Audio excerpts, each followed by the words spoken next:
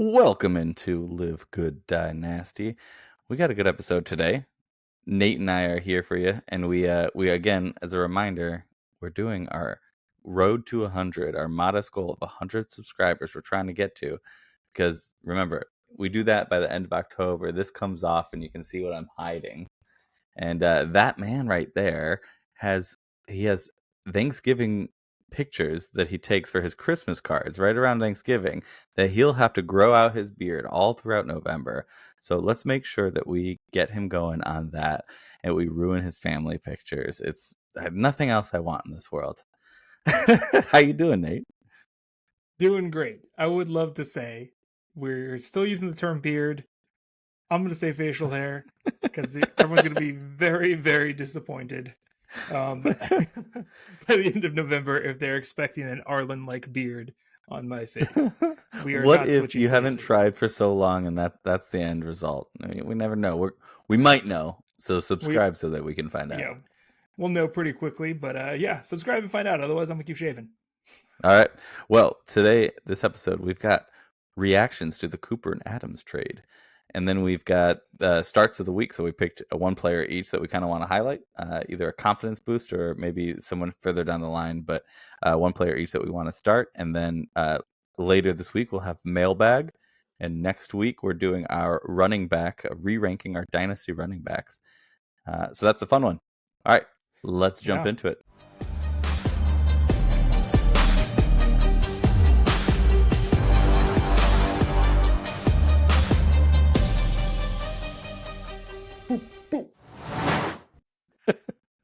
All right, so it started on Tuesday, I believe, with Adams, with all the rumors that he's going maybe the Saints, maybe the Steelers, and then Carr gets injured, and there's a chance Radler's going to be the starter. So I think that might have played into this a little bit. But he ends up with the Jets. How do you feel about Adams going to the Jets? How do you feel as like if you were an Adams owner, if you were a Garrett Wilson owner? What does this mean? Who's the number one? A lot of things. I think Monday night was a telltale sign after Mike Williams dropped his millionth pass of the season or whatever. Mike Williams just didn't look good. So, and we've all known it's been in the water that Davante Adams was getting traded to the Jets. I don't think anyone was surprised by it. Well, the day of, he showed pictures of his Jets custom cleats with his name on it. Like he knew for at least however many days that takes. He showed up on McAfee's podcast behind Aaron Rodgers during the Aaron Rodgers interview that day. I saw that. Yeah. So he knew what was happening. He knew exactly what he was doing. I think obviously great news for Davante Adams, right? Aaron Rodgers has got his old-time favorite lockdown target back.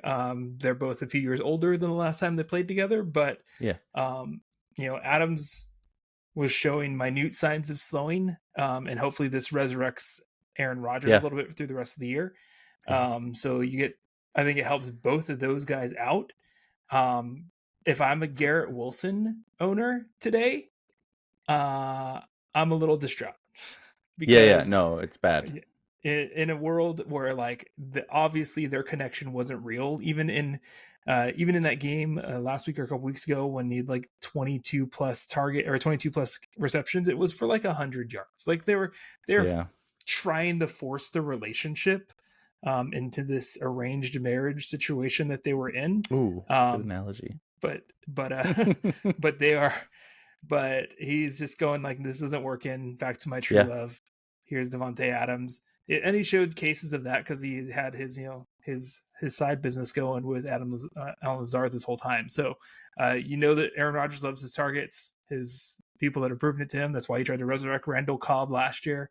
All right, so and now you got the king of it all. Davante Adams is with him. So and I think you said and we saw it coming. It resurrects it a little bit for Adams, where he was pretty much, and we talked about before the start of the year as well, where it seemed like I think the analogy was if his production was a stock market, like a stock, I wouldn't. Oh, look at that! I wouldn't invest, and I feel like it's if you're making a cocktail, you're squeezing half the lemon in, and then you put it down, you go, oh, actually, there's a little bit more there. And I think that's where we're at right now. Just it at least will give you a little bit more. Right. If you can trade him on the news, I think he'll be helpful for you this year. But if Right. you could trade him on the news, if somebody's really hyped about it, then I think that would be the last chance that you'll have to trade him for maximum value. So in Dynasty, that's what I would do. In redraft, I'm probably keeping him unless people are really trading me something that can give back to me right now. But Garrett Wilson definitely takes a huge hit there. And then I guess goodbye Lazard. Lazard was popular with Aaron Rodgers because of his size. And Adams fills that role now. So I dropped Lazard out of necessity in a couple leagues, but I was holding on to him. I have a league where I had Shakir and I have Shakir and Lazard, and now I got hit pretty hard because I'm like, these guys are actually they're not sexy, but they're getting the job done. They're getting me points every week, and they're kind of keeping me alive in this league. And then the teams play against each other, and then both of them the next day have these massive implications with the trade from Adams and then Amari Cooper going to the Buffalo Bills. Now I talked to one league mate who has who I had traded Keon Coleman to, and asked how he was feeling. And he was the first one that I actually heard, because there's a lot of the same sentiment of Garrett Wilson with Keon Coleman for a lot of things out there, and I wasn't sure. But then when I talked to that Garrett or Keon Coleman owner, he was a lot more positive. And since then, I've heard a couple more people mention this, but he was the first one I heard say of this gives him. He's not. He didn't say that he's not a number one. He was framing it up as this gives him some time to develop and learn from Cooper, but also to be able to have some of the pressure off of him so he's not double teamed constantly. I think the truth is that is true. Plus, Keon Coleman won't ever be a one, but he can be a very good Higgins-esque too, and this gives him the permission and the room to be able to do that. Yeah, if I'm looking at my young receiver set in both situations, I'd much rather be Keon Coleman than Garrett Wilson in the situation, for sure. Mm-hmm. Investment wise, at least. Yeah. And then for the Amari Cooper trade, right? This is where you're getting someone that's really benefiting a new situation. Amari Cooper going to Josh Allen. He was in desperate need of someone out there that can consistently be the guy. Whereas Aaron Rodgers, I feel like he had guys that could be the guy in Garrett Wilson, and just they weren't able to create that connection. So now he just got a lockstep guy to help him out. So he's got just a ton of talent, whereas Josh Allen now has the guy for the first time this season. And so we'll see what he's able to do with that. But I agree with whoever you're talking to there, because Keon Coleman was never going to be that guy. And now this resurrects your Josh Allen stock a little bit, hopefully. And if you've have been riding the roller coaster ride of Josh Allen's fantasy year for 2024 and didn't give up on him like some people on this chat, then this will probably pay off for you. Give up on him. So I'll try to feel better about myself in my situation, because our Dynasty League has created a couple of super teams that just make me want to give up on the season 4. Yeah, we have 4 flex in our league, so we have to start a lot of players. And I think Marvin Harrison Jr., Olave, Tank, and somebody else is also on my bench because I can't fit them in. So I'm excited to stop this tyranny that you've had the first 2 years of our dynasty. I don't think it's happening this year. I don't think it's happening this year either. I did ask someone else in our league if they have space in their office for it, based on a trade that they pulled off yesterday. So we'll see how that goes. 2 of my targets in the last week have disappeared, both to you and to Nick in our league. So yeah, I'm in that world. Yeah, it's going to be a good battle. So part of the trades that we're going down is I ended up acquiring Derrick Henry, and then this other powerhouse in the league, acquired Lamar Jackson, both from the same manager, who's now completely rebuilding. Like whatever's after rebuilding, whatever's past that, that's what he's doing. But we exchanged messages, typing the same thing at the same time. As you realize in the championship, there's a good chance that like championship game, there's going to be one touchdown that goes to Derrick Henry or Lamar Jackson rushing it in, and that's going to be the deciding factor between who wins the championship or not. So we'll see what happens. But for this week, since there's so many weeks away, let's talk about who we should be starting this week. We've got one player each for each of the positions that matter. Start Brandon Aubrey. Just want to put that out there. Actually, he's probably on bye this week. Never mind. He's on bye. Probably though he'll score more points than some of the people I've been playing. All right, so my start of the week, and it's kind of cheap because he's the number 2 QB on the year, but I would kind of want to say it because I had to say that out loud here to just believe it. Number 2 QB on the year is Baker Mayfield. He's been lights out, outstanding, so much better than Deshaun Watson. Is that the barometer?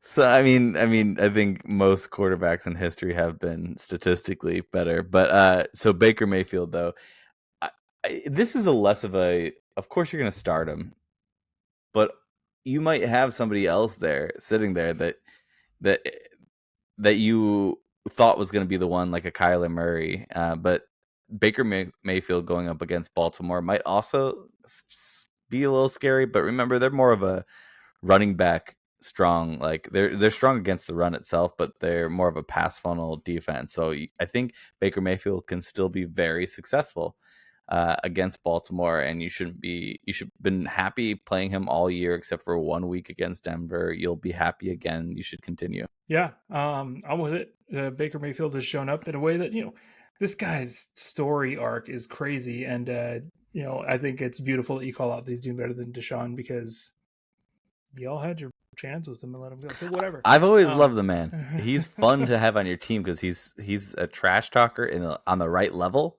He's a fun guy to watch play, and when he was for the Browns, I was always so excited when someone scored a touchdown. He ran down to the end zone. He didn't walk off like he's cool onto the sideline. He ran down excited and celebrated with the team. Like, yeah, that's his run. You're absolutely right. So he's always a fun one that I've always supported. I think. I just thrown out my shoulder. All right, well, Nate's going to go on the IR and then bring up his quarterback of the start of the week. All right. Yeah, so for me, it's someone that's number 15 on the year, and you may have some doubts about starting, but Kirk Cousins, I think, is someone that is still very much on the up-and-up radar to be able to be started this week. Mm-hmm. He's going up against the Seahawks. I think this is going to be much more of a shootout than his game that he had against Carolina this past week, where they didn't need his arm as much. It was Carolina. Bijan finally got a couple of touchdowns this past weekend because they didn't need Kirk throwing as much. Right. So he came off that 500-yard game a couple of weeks ago. He's on the up and up, like I said, and he's going against a Seattle defense that has given up an average of 26 fantasy points to quarterbacks over the last 3 games. And these aren't, I'm not talking about like Lamar Jackson and Josh Allen. Over the last 3 weeks, this was Jared Goff, Daniel Jones, and Brock Purdy, right? So now you're coming in with Kirk Cousins against Seattle. I think he's due for a great week, bouncing back off of the Carolina game where they didn't really need him. So I'm all on Kirk Cousins here for this week. You like that? I love that. I think that's a great pick, and he is quietly there's quietly more confidence every week with him. But I feel like with Atlanta more than with Minnesota, you really do have to pick the matchups. I think Seattle's an excellent one, and he can approach that 30-point mark, but I think he's a safe 20-point player this week. All right, looking at next, we've got a couple really boring, exciting players at running back. I had to dig a little bit, man. Yeah, and mine is like more of a celebration of what he's done. As again, this is cheap. It feels cheap again, but the names when I say them sound like I should bring it up. Chuba Hubbard, number 5 running back on the year. I picked him, and before I knew that he's a number 5 running back, I don't think I had really processed that. But he's got a good matchup against Washington. And this is probably your last full confidence play with him. Sure. We've got Brooks coming back, and Hubbard has earned himself a share. But I think this week this is probably the last week where you're fully confident. Every week after this, you might just wonder when the shoe will drop. So throw him in. Washington's a great defense to go up against as a running back. Full confidence in Chuba Hubbard going forward. Awesome. For me, again, not a super sexy name, right? But and it may even feel like a homer pick here, but I think the running back to look out for, someone that you may be surprised by, and I didn't do this on purpose, but also ranked 15th at his position, J.K. Dobbins, right? So J.K. Dobbins, for me, he's Gus Edwards went on IR last week. He's up against Arizona, who's ranked 31st in allowing rushing yards to running backs this year, and that's what your boy JK is doing. He's just finding the open holes, getting the ball, getting going on the ground. He had 25 attempts last week, so they are mixing in a couple of other running backs in passing situations. We finally saw Kamani Vidal last week and how they utilized him, but they're just trusting J.K. Dobbins with the ball in his hands up against a defense that can give up some rushing yards. So I think he's a solid RB2 to be starting with RB1 potential. I don't think this is a homer pick. I think this is all around just a solid pick. Gus Edwards being out helps quite a bit, and you got Vidal Sassoon out there, but he's a great handcuff right now. But I think. Not threatening the touches of Dobbins. I think that's a strong one. McLaurin at number 12 is my wide receiver start of the week. The reason I bring it up is looking at the stats, it looks like he saved his week, which he absolutely did. 2 touchdowns. And he had only 53 yards, though. So I think in full PPR, either way, you're good to go. But in half PPR, or standard, he's been getting the yardage. He hasn't been getting a touchdown every week, but ever since we've got Jaden Daniels didn't start off slow, but he's definitely improved and even more confidence there. And the connection between him and Terry have gotten better and better every week. There was last week where he had that touchdown grab. I think it was on a 3rd or a 4th down. And he it was off to the side and he had to reach out and he not a toe tap, but it was right there with the defender all over him. And he spoke, I saw this video where he spoke to him telling Jane Daniels that if this defender kind of goes off this way and they're playing me cutting in, which is the route, I'm actually going to go the opposite way and sell cutting in and go left to the outside. So just look out for that maybe. And you can see that was the huddle conversation he said, and that's what happened. And he looked over and Jaden Daniels hit him, and he said it was one of those moments where you finally got this complete in sync connection that you can build upon. Where he read my body language and we were getting closer. There's some whispers I've heard of just people getting nervous about Terry McLaurin and that some of the stats are inflated. I'm excited about the rest of his year. I think that they're going to have a really strong chemistry. So this is my confidence play in Terry McLaurin that it keeps on rolling. Yeah, I fully buy that. I love that he's finally got that quarterback because he's had a rough go at it in Washington. Yeah. So he's 29. I'm glad that we finally get to see what this looks like with the right style of quarterback for him. And I love that you called that out because I was nervous at the success of this offense out the gate because it's Kingsbury and we've seen him do this before in Arizona, and they had a killer insane year, and then just the people figured out the offense and it started to fall apart. So but I think what's key is what you just called out, is that the chemistry is building, something that what we talked about earlier, Aaron Rodgers and Garrett Wilson not having. Jaden Daniels and Terry McLaurin are having. So that's awesome. For me, my wide receiver start, currently number 20, ranked in the league right now, or in fantasy right now, is Diontae Johnson.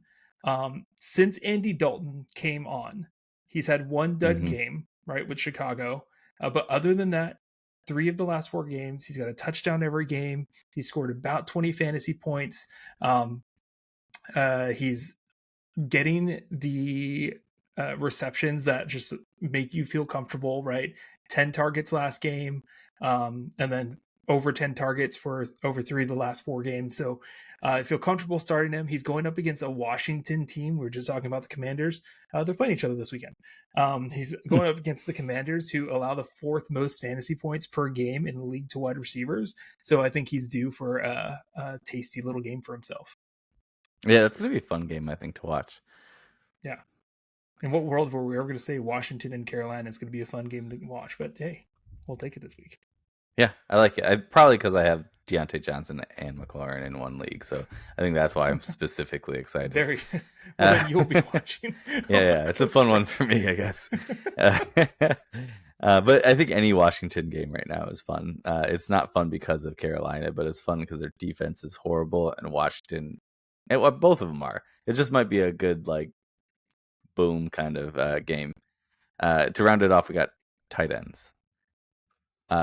And my tight end start of the week is Kyle Pitts. I don't think this is me saying that what's happened in the last couple of weeks will continue. I don't think it's me saying it's not. I really don't know what to think yet. You brought up Cousins. He's getting more consistent. There's more confidence around him. One of his top weapons is Kyle Pitts. Drake London is really the one that's benefiting the most, but you don't need as much happening for a tight end to have them be like he is, in some leagues number 8, in some leagues number 9 tight end on the year. So he's quietly top 10. Nothing too crazy, but I think this week is a week because the same reasons we mentioned before, just excited about that game of Atlanta versus Seattle. I think it's going to be a high scoring. I think the over-under is in the 50s, like 51 or 52. I think Kyle Pitts is going to be a part of that, and we get another over or at, I guess, 10 points. Last it was like 10.00, which is crazy. So I think we get 10 or more points from him this week. Nice. Yeah, I think I'm cautiously optimistic about Pitts and how he's been growing here. I'm a little afraid to say it out loud. You feel kind of gross about it just because of what we've seen, and we've been down this road before. Right. So we'll see what happens. For me, I'm thinking about just the players that maybe you have Jake Ferguson, who's on bye this week, or maybe you have Cole Kmet, and that's the type of tight end you were utilizing. Someone that's ranked 23rd, as a tight end in fantasy right now, Dalton Schultz. Someone that I expected him to be much better coming out of Dallas and going to Houston, and maybe he's disappointed from those high expectations, but he's growing into it this year. 7 games in, the amount of receptions has only grown.